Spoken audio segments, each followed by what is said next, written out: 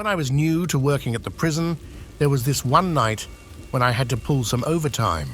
It was well past midnight, and according to the rules, all the inmates should have been safely locked up in their cells.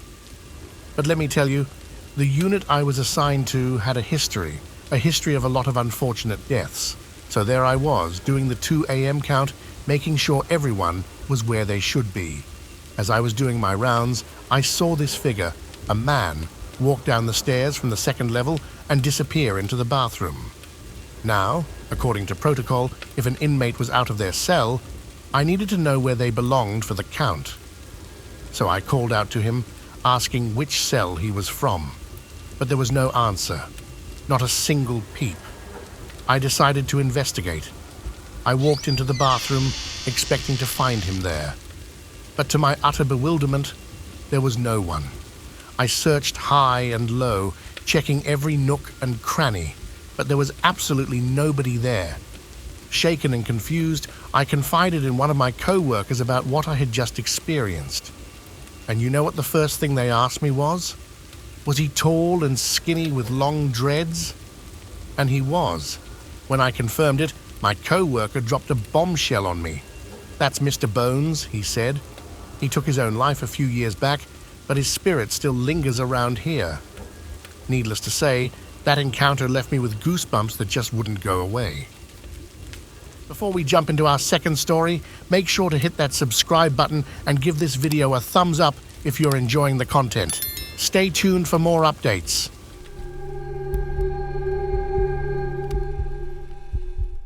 Working the night shift at a hospital can be a lonely and eerie experience, especially in a small hospital where entire wings are often closed off and the lights are dimmed to a minimum.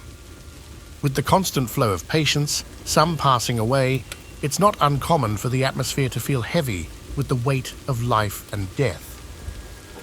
One night, as I sat in the ICU, monitoring the heart monitors, I was jolted from my thoughts by the sudden activation of the monitor in room 10. My initial assumption was that the janitor had entered the room to clean, triggering the monitor. I brushed it off and switched it back to standby. However, an hour later, the monitor in room 10 flickered to life again.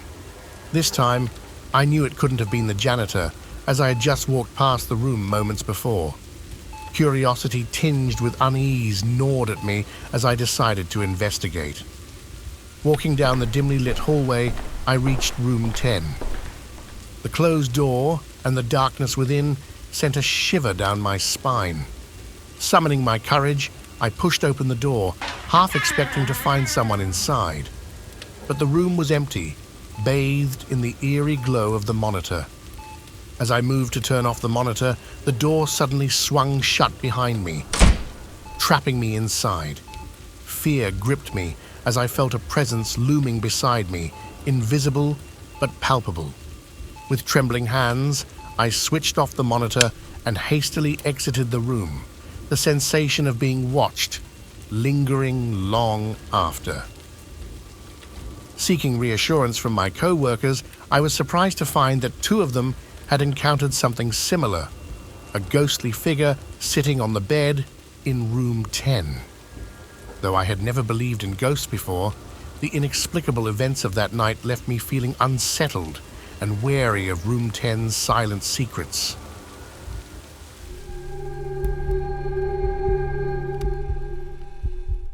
Working at the supermarket, Thursday nights were reserved for preparing for the next day's big sales. After closing, a fellow supervisor, a female, and I stayed behind to lend a hand with the task.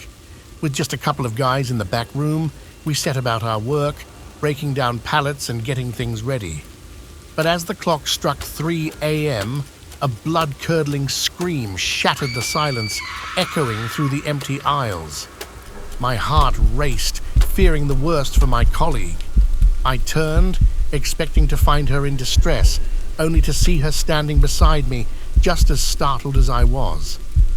Without hesitation, we dashed towards the source of the scream, our minds racing with thoughts of danger. But upon reaching the spot, we found no one there. Confused and unnerved, we sought answers from the guys in the back room, To our surprise, they too had heard the scream, a sound they had become all too familiar with. They confessed to hearing it multiple times a week, each time wondering if they were losing their minds. Determined to get to the bottom of it, we reviewed the security footage the next day, hoping for some clarity. But to our bewilderment, the cameras showed no sign of anyone else in the store at the time of the scream. The incident left us all shaken, questioning what unseen forces might be at play within the walls of our seemingly ordinary supermarket.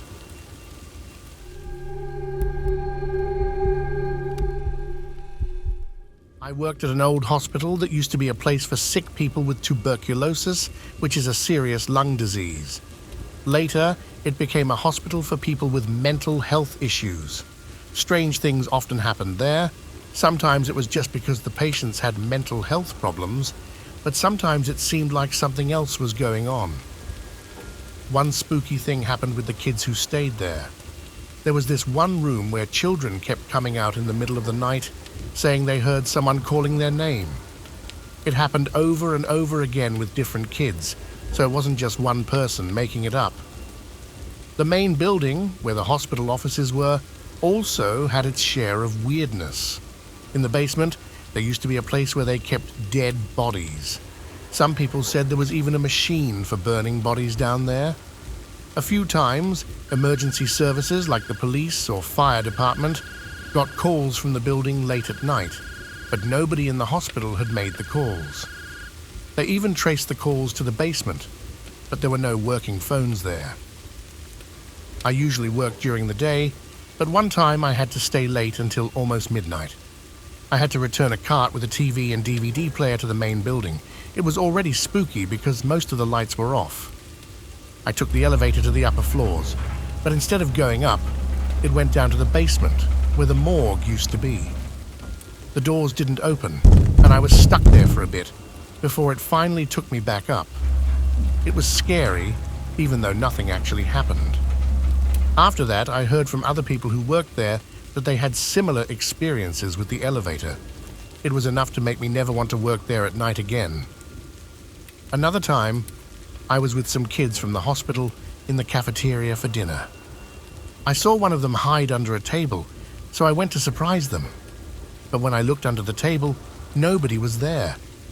They couldn't have gone anywhere without me seeing, and everyone else was sitting at their table. It was strange and a bit spooky.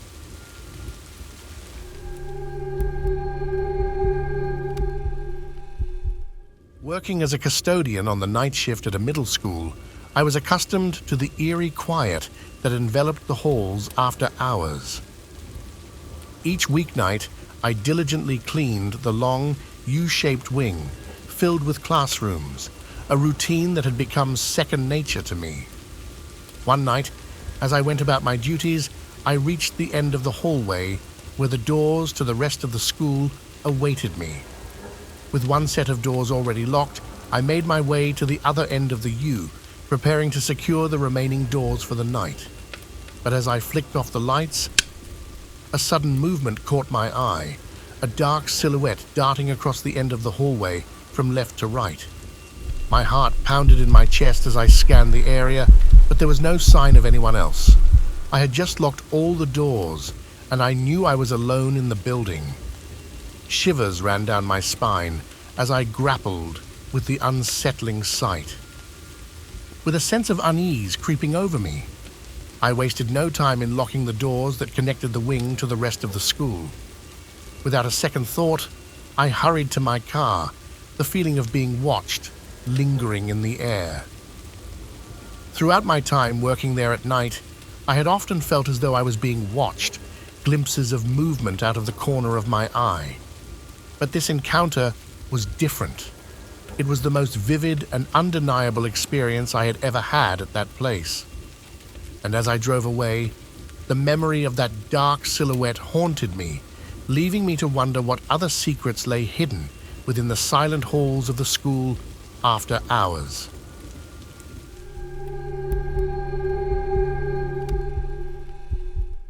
One night, I was working security alone in an empty arena. Now, This place had some spooky spots.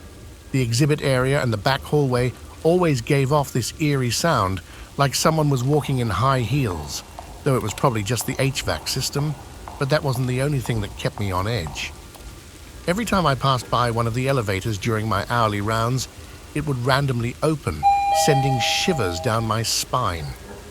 It got to the point where I avoided going upstairs unless necessary, so you can imagine how I felt when I had to do some lighting work about 40 feet up in the air. As I was up there, concentrating on my task, something caught my eye. I glanced over at the balcony area, which only had one entrance and exit, and I could have sworn I saw someone crouched down, staring at me. Now, one of my coworkers was known for spinning ghost stories about the place, so at first I thought it was him pulling a prank on me. For the next hour, I kept glimpsing this person moving around and seemingly hiding in different spots on the balcony. I even heard what sounded like muffled laughter. I yelled out, telling them I could see them and that I knew who they were. But each time I went to investigate, there was nobody there. Feeling determined to get to the bottom of it, I decided to do my next hourly lap around the building as quietly and stealthily as possible. What used to take me 15 minutes now stretched out to 2 hours. I started my search with that balcony, even setting up a trap at the elevator to catch any movement. I even took the fire escape, covering every inch of the balcony area, but there was no sign of anyone. It baffled me how someone could have been up there, messing with my head, and yet somehow slipped past me without a trace. To this day, I'm convinced there was someone there, but I'll never figure out how they managed to elude me.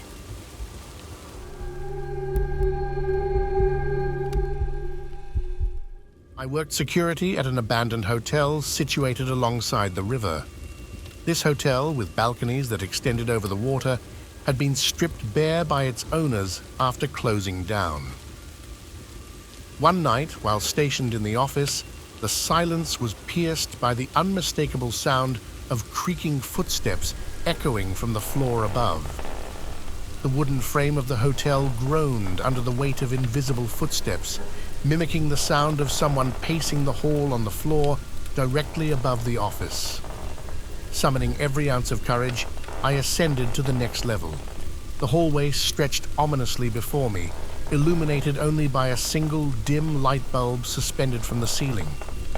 Each step I took seemed to be met with an oppressive atmosphere, as if the very air was thick with unseen terrors.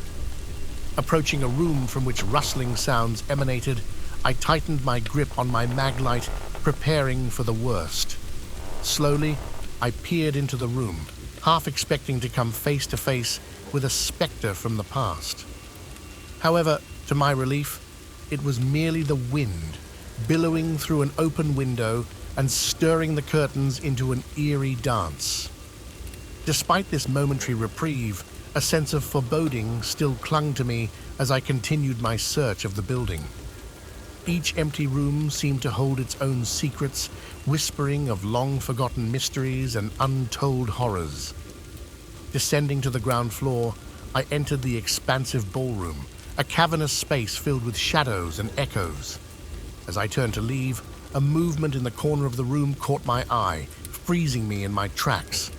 With trembling hands, I aimed my light at the source, only to find my own reflection, staring back at me from a shattered mirror, its fractured surface distorting my features into grotesque shapes.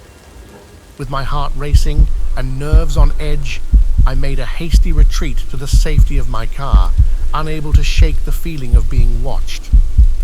In the weeks that followed, the abandoned hotel met a fiery demise, consumed by flames that devoured its empty halls and forgotten rooms. Yet, despite the destruction, the memory of that night and the inexplicable presence I felt within its walls continued to haunt me.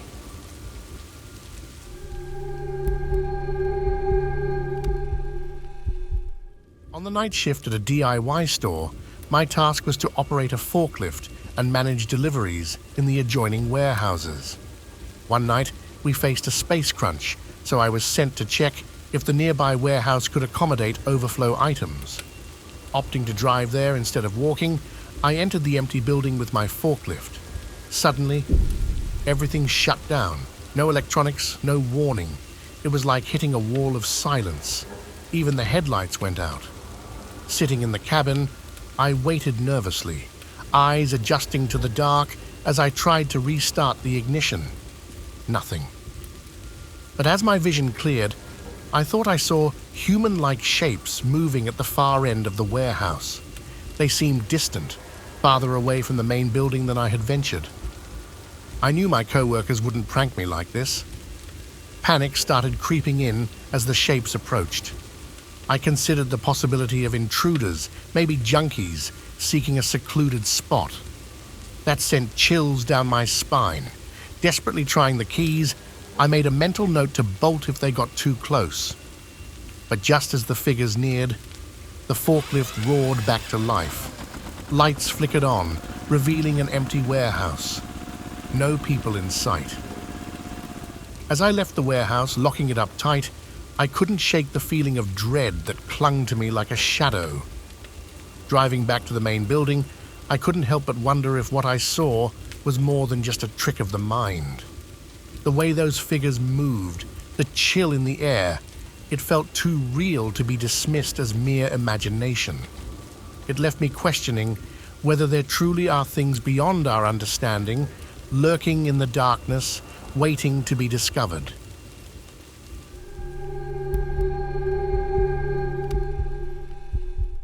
At my previous job, the night shift lead told me this story. There was a long-time foreman in one of our manufacturing departments named Ignacio. Ignacio was always the last person to leave the building after the shift ended. He would typically meet with Joe, the day shift guy, in the production office to go over any important information before heading home. Sadly, Ignacio passed away a couple of summers ago. After his passing, Joe trained his replacement, a guy named Rick, during the night shift. Once Rick was trained, Joe returned to his day shift routine. Joe swore that in the early hours of the morning, while he and Rick were talking in the production office, the door would swing open by itself, with nobody there. They shrugged it off at first, but it kept happening over the next few days. The other guys in the shop started reporting strange sightings too. They claimed to see a shadow pass by them while they were working, only to turn around and find nobody there. There was also a picnic table under a tree near the employee parking lot where Ignacio used to take his smoke breaks. Some of the guys said they could sometimes see a figure sitting there. Even after I left that job, Joe would occasionally call me with updates about the guys seeing Ignacio around the workplace.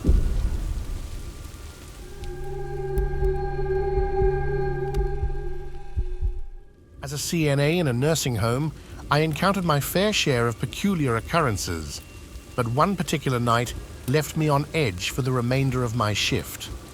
It all started when a colleague from the other wing hurried over, her expression a mix of confusion and concern. She relayed an unsettling incident.